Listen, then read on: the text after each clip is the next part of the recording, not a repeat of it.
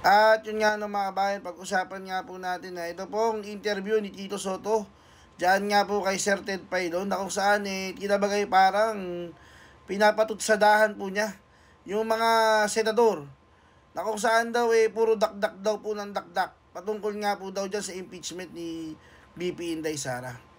FYI po, Sir Tito Soto, kayo po yung dakdak po ng dakdak. Hindi ka pa nga po nakakaupo bilang senador. Dakdak ka po ng dakdak sa lahat po ng interview patungkol dyan sa impeachment case. Tapos sisitahin mo yung mga nakaupong senador. Di ba? Ikaw tong wala sa upuan Tapos ikaw yung dakdak ng dakdak. Kasasabihan mo, yung ibang mga senador na dakdak ng dakdak. Ikaw nga dyan putak ng putak. Di ba? Hindi mo ba nakikita yung sarili mo? Di ba?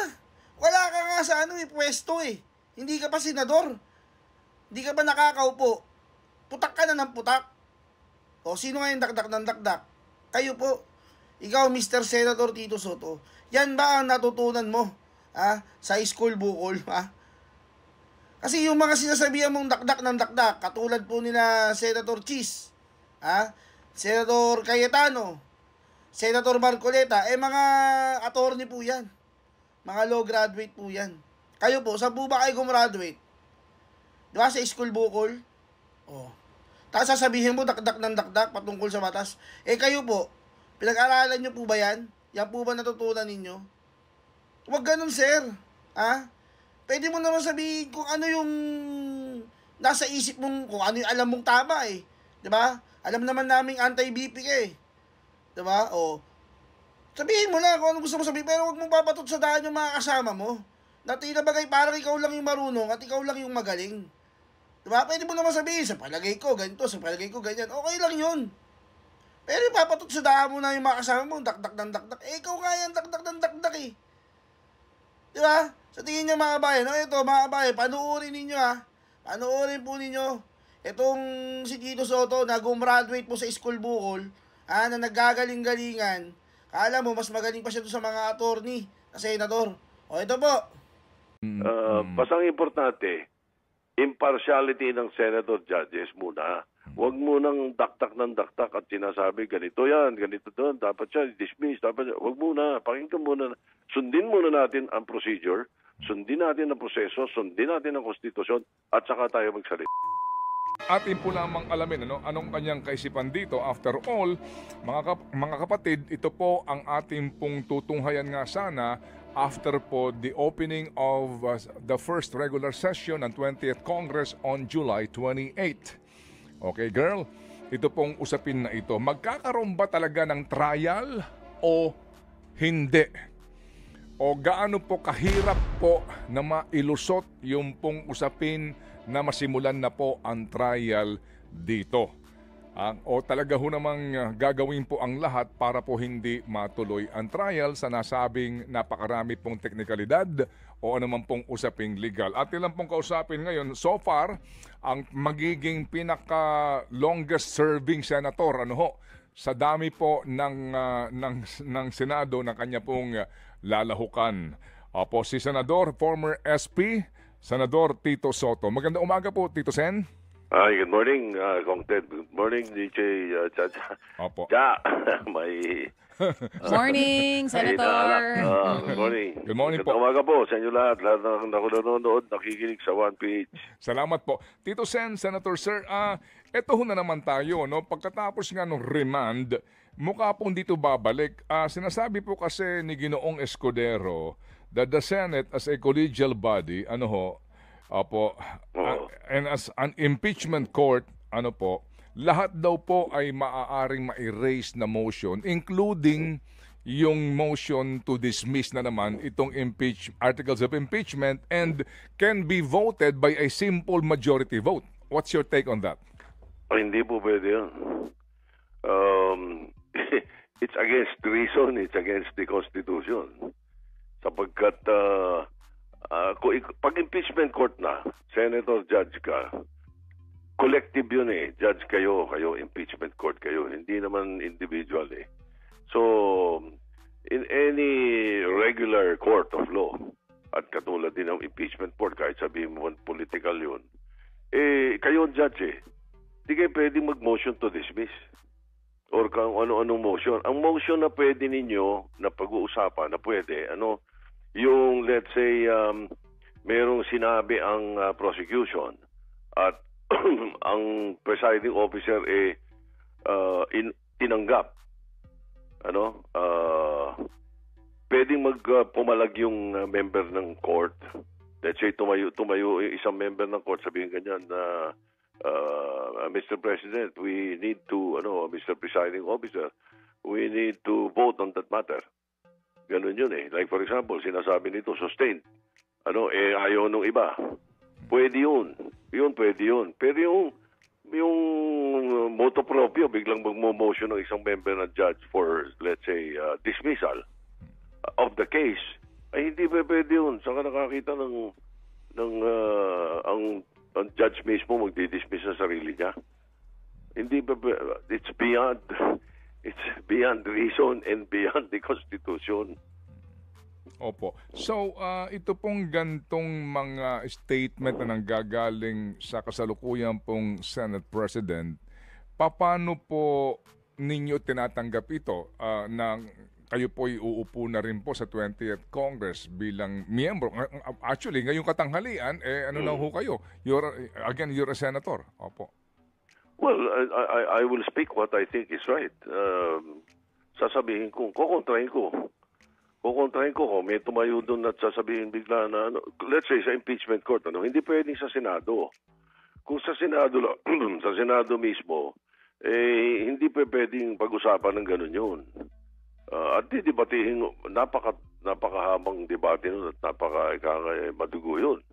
Sapagkat hindi ka naman impeachment court Pag nag-constitute as an impeachment court or tumawag ang presiding officer na impeachment court sila, ibang usapan na naman yun. Iba yung legislative function, iba yung impeachment function as a court. Opo. Tito Sen, paano po kung ito ho naman po ay hypothetical lang.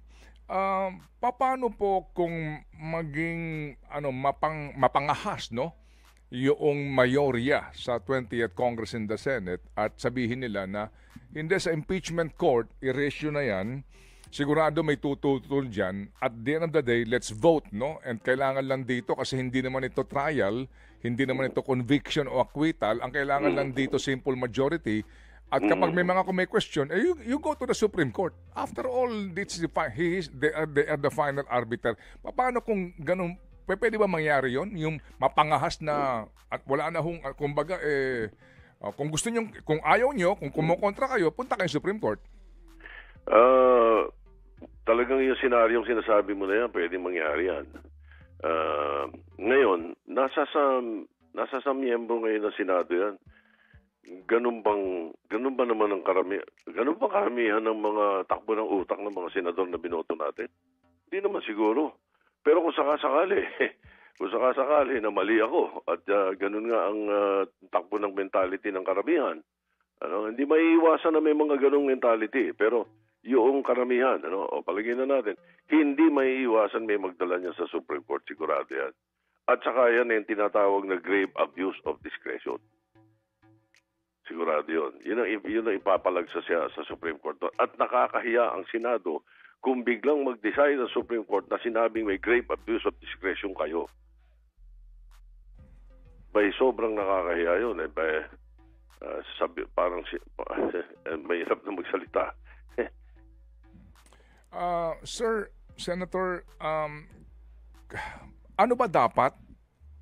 Ano bang inaasahan po ninyo, kayo po, kapag nag-convene ulit ang impeachment court, after itong seremonya ng formal opening po ng 20th Congress, what do you expect na mangyayari po dito sa mga una at ilang mga araw po pag nag-convene na po ang impeachment court? Ano ba dapat mangyari?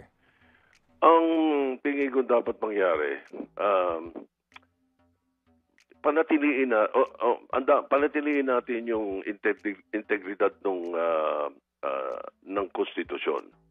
I'm also concerned about the integrity ng impeachment process saka yung impartiality ng mga senator judges It is demanded by the Constitution. So, may final na articles of impeachment ang House of Representatives sa Senado. Dapat talakayin yung articles of impeachment. Ngayon, may problema kayo doon sa articles of impeachment. Dapat yun, pag-usapan nyo muna. Hindi yung bigla na lang pagtawag doon, may isang tatayo at doon kayo magdidebate. Hindi. Kaya nga sinasabing dapat yan, nagkukukus madalas yan eh. Okay. Ngayon, pangalawa, paano yung nalaman, paano mong malalaman na may depekto? Binasa mo ba? Meron kadalasan sa Senado kasi meron nung sinasabing deemed red. Yung deemed red na yun, malamang yung abogado lang niya bumasa nun, o yung mga staff lang ang bumasa nun. Baka hindi pa nga nabasa ng buo. So dapat yun, pakinggan mo muna. Pakinggan mo, pagkatapos mong pinakinggan, yun ang ini-expect ko. Dapat yan, pakinggan natin, ano ba yung sinasabi ng prosecution, ano ba yung laman nitong articles of impeachment, at saka ka magsabi ng iyong opinion. Kung gusto mo magsalita ng opinion mo doon. Pero kung ako ang tatanungin, hindi dapat. Dapat yun pakinggan natin. Yun ang ini-expect kong mangyari doon, yung articles of impeachment. Kasi yun ang nakalagay sa Constitution Walang nakalagay doon na pag ayaw namin, hindi pwede. Hindi. Kailangan doon. Kaya nga ginamit na yung word na forthwith Ngayon, sabi nung iba, yung forthwith daw, marami raw ibig sabihin. Hindi. It's a legal term of the word immediately. Kaya hindi mo kailangang sabihin na dapat immediately gamitin na word. Legal term nga Yun nga ibig sabihin, immediately. Ano ba yan? Bakit? Kailangan ba nakapasa ka ng bar para maintindihan mo yun? Hindi Di ba? Alam kaya maliwanag yung sinabi ng Constitution dapat yun. Talakayin kagad namin. So what do I expect? I expect na pagdating ng July 28 or 29, magkukonvene ng impeachment court at pakinggan natin yung articles of impeachment sapagkat sinabi, forthwith.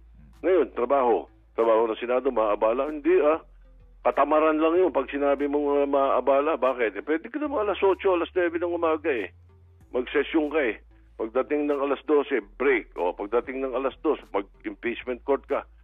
Ganun ang gawa namin nung araw Bakit pa kami nga matatanda na nung araw pero nagagawa namin yun Bakit itong mga kabataan? Hindi pwede yun.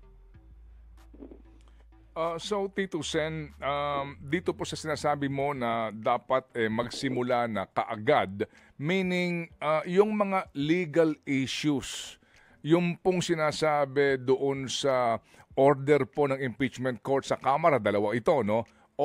Mag-certify kayo attestation na hindi kayo lumabag doon sa 1-year ban ng paghain ng impeachment complaint. And second, ito bang impeachment complaint articles na ito, carry over pa ito, itutuloy ba ito ng 20th Congress? Yung mga usapin doon sa dalawang aspetong legal na iyon, dapat ba nang ma-resolve ba iyon pag-usapan ng impeachment court na okay, sumagot ng tama ang Kamara de Representante o yun dadaan na lang sa mga formal pleadings para hindi na kumain ng oras ninyo? Paano po? Correct. Mas correct yung sinasabi mo. Tumaan na lang sa formal pleadings. Kasi sa akin, with due respect to them who have a different opinion, sa akin, dribble yun Kumbaga sa basketball, lampas ka ng 24 seconds Dribble yun sapagkat ang tinatawag na yung kino-complain na 1 year ban, wala namang impeachment noong December Nag-file ng impeachment, isa, may nag-file ng impeachment, pangalawa, may nag-file ng impeachment, pangatlo. Yung bang tatlong yun, at saka yung pang-apat, yung bang tatlong yun, kinorward sa speaker, in-approve ng committee nila? Hindi. So, hindi impeachment yun. Dahil kung i-consider mong impeachment yun, kayo katulad ng mentality ng kusino dyan sa Senado, na kasama daw yun. Kaya daw, nakafile na yun, tapos may 1-year ban na yun. Abay, araw-araw, pwede may mag-file ng impeachment sa'yo. Ibig sabihin, counted na yun? Hindi nga Kaya nga sa Constitution sinabi yung 1-year ban kasi oras na ito'y articles of impeachment na at pinorward sa speaker, andun ang point. Therefore, pag hindi natalaka ito, ang point ng articles of impeachment 1-year ban is January of 2025. Hindi December na nag-file yung mga dalawa, tatlong impeachment. Hindi nga ginalaw ng committee nila So hindi yun ang articles. Ang articles yung sinambit sa opisina ng speaker nung bandang January. Yun. So ano yung pipilit na sabihin, hindi, balik mo na yan dahil hindi yan ang 1 year ban. Ha? 1 year ban? Hindi pa yun ang 1 year ban. Kasi nga, sabi ko, ang opinion ko, no, pasensya na sila kung sino man ang tama sa kanila. Tinribol nyo eh. Ganun. Opo. Ang inyo yata tinutukoy nga yung when is it deemed initiated? Yun po yung word ron eh. Kailan ba na-initiate, no? Yung tatlong una... Ng House. Opo. Yes. Ng House, not a complainant or Opo. not a somebody who filed. Opo, initiated Oo. kasi nga kapag deemed initiated yan kapag na-refer sa Committee on Justice at nagkaroon ng karampatang pagdinig, no? Correct. Opo, kumbaga they take cognizance of the impeachment complaint. Kung hindi inaksyonan, Wala hindi yun. pa siya initiated. Yan Di ang ba? sinasabi. Correct. Okay, opo. And then ito po kasing fourth impeachment complaint, ito kasi yung second mode na dinaanan niya, hindi dumaan sa Justice Committee dahil nakakaalap na po ng enough 1/3 ng pirma endorsement ng mga miyembro kung saan nga po that comprises the articles of impeachment. Yan ang binabanggit nyo ng jurisprudence. Ano po? Tito Sen? Correct. Sapagkat ganyan-ganyan yung nangyari doon sa impeachment ni Erap eh. After the prayer, minove ng speaker na i-forward kagad sa Senate eh. Meron bang naging question na ganyan sa Supreme Court o sa Constitution? Wala. Di ba? Kaya talagang kitang-kita mo, dinidribble ito. It's unfair to the Vice President eh. Because you're not giving her a chance to answer eh. Di ba? So it's on both sides, it's unfair. So ang pinakamagandang gawin namin is to preserve the integrity of the impeachment process, the Senate, and then the Constitution. Yun ang dapat eh. Opo. Sige po. So, kaninyo, dapat po itong mga usapin na mga debate, legalidad, teknikalidad, maaari naman po siguro mabigyan ng panahon to, pero dapat talaga masimulan, sir, yung trial? Yes, yung trial paper, yung dapat, yung iba nga sinasabi, dapat may pre-trial. Hindi, nung panahon namin nila JP, wala naman pre-trial eh. Pakinggan na natin kagad. Pakinggan natin yung sinasabi ng prosecution. Para ako ang defense, yun ang kagad sinasabi. Hindi, wala yan, dismiss. Motion to dismiss sila. Debutuhan natin. Ganun lang dapat yun eh. Mabilis yun eh. At yun ang dapat na procedure na gawin natin. Imbis na, pati ang taong bayan eh, alam mo, hindi naman ako nag-iisa rin sa sinasabi ko ha. Ako nakikita ko sa feedback ng mga kababayan natin eh. Nabubuisit eh. Sapagkat, sa iba, tingin nila nakakaabala. Diba? Sa iba naman, ang tingin nila, it's a cloud of doubt hovering over not only the Vice President, but the Senate and the government itself. Opo. So, sir, Tito Sen, article, ano po ito? 7 po itong articles, grounds for impeachment. Opo, dito po sa inyo pong karanasan during the Corona impeachment trial, hindi naman po necessarily tatapusin ang pakikinig sa lahat ng mga grounds and then yung rebuttal ng defense dito. Opo, kapag meron na po kayong magiging maagang desisyon sa usapin po ng conviction, pero sa acquittal dapat talaga mapakinggan ang lahat ng articles. Tama po yun. I could not recall kung meron kaming pinag-usapan noon na pwede na kami bumoto after the first article. Opo. Na decision na nakagad. Wala kaming ganun. Pero tama ka. Kung papuntang acquittal yan, dapat yan tapusin, pakinggan lahat. Opo. Kasi pag natapos sa pangalawang article, pagkatapos merong nag-motion to vote, tapos ang vote ay guilty, ba't pa itutuloy yung iba? Opo. Ano po ang quantum of evidence po sa impeachment trial, Tito Sen? Sa inyo pong rules, meron ho bang nakasaad rito? Ano ba ho ito? Hindi, walang rule na nakalagay tungkol dyan. Ang nakalagay dyan is yung rules of court. Ngayon, dahil ito ay impeachment court, merong political side ito, preparedness of evidence, medyo mabigat na yun. Ganun yung nangyari kay Chief Justice Corona. Tsaka may magkakatalo yan talaga sa ano, no? I'll have to say this, yung Ted. Ted, magkakatalo yan sa optics. Magkakatalo yan sa optics eh. Ganyan-ganyan ang nangyari sa amin noon eh, kay Chief Justice Corona. And hindi ako nahihiyang sabihin eh. Nung una, nung pinag-uusapan namin yan, at nakikinig na kami sa mga sa sinasubmit na articles of impeachment kay Chief Justice, lamang na lamang dun yung, wala ito. Ganun eh, yung mentality ganun. Lamang na lamang yung, malamang ito, pag boto ko, not guilty. Ganun ang mga mentality ng karamihan sa amin. Ano? Pero nung tumagal, nag-iba yung optics eh. Pati sa mata ng tao, nag-iba eh. Tapos, nag-walk out pa. Di ba? Si Chief Justice. Naiba eh. So, ganun din yan eh. Ganun din yan eh. So, sa akin, preponderance of evidence, depende. Pwedeng ikaw sumahid sa prosecution. Pwede ka rin sumahid sa defense. Depende talaga yan. Basta ang importante, impartiality ng senator judges muna. Huwag munang daktak ng daktak at sinasabi, ganito yan, ganito doon, dapat siya dismiss, dapat siya. Huwag muna, pakinggan muna. Sundin muna natin ang procedure, sundin natin ang proseso, sundin natin ang konstitusyon, at saka tayo magsalita.